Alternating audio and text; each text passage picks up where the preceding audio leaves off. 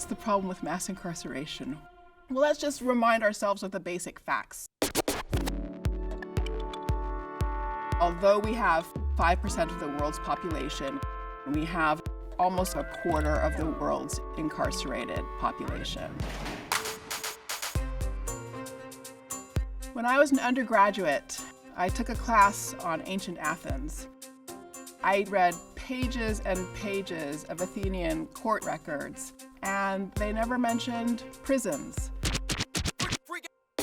I had grown up in Los Angeles in the 1970s and 80s. Prisons had been growing all around me, booming.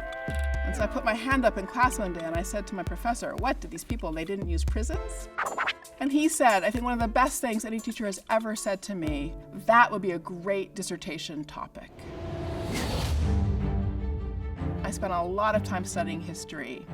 I also spent time studying other contemporary countries' penal systems. Germany uses incarceration for 6% of its criminal justice sanctions. The Netherlands, 10%. Us, 70% of our sanctions. Because of my studies, I can say with authority that the world has never seen a penal system like the one the United States has built.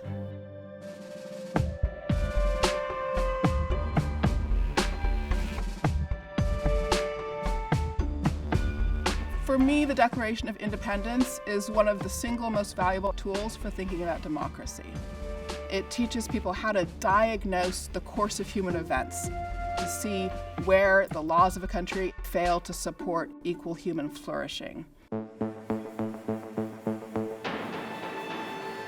It seems to me abundantly clear that the fundamental problem with our laws is the war on drugs. When you're talking about a crime where the only person who's harmed is the person themselves, there's no victim, and your penalties are 1 year for simple use and possession of marijuana, up to 5 years for simple use and possession of crack, for example. In order to keep sense in your whole system, all of your other penalties have to get longer. The US system is distinguished by length of our sentences. People should pay for their bad actions, no question about it. But if we believe that the purpose of punishment is making amends and re-entering society, then incarceration is not the kind of penalty you want to use.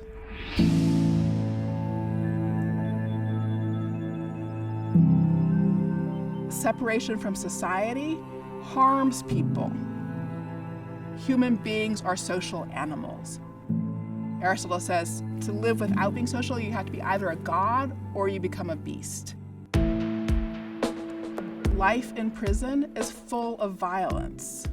So anybody who has lived through years of imprisonment is suffering from post-traumatic stress disorder. And over the course of the 80s and 90s, we stripped education out of prisons. We made taking people away from society even worse. We need systems of sanction that make it possible for people to re-enter society and succeed. I insist on the possibility of achieving that.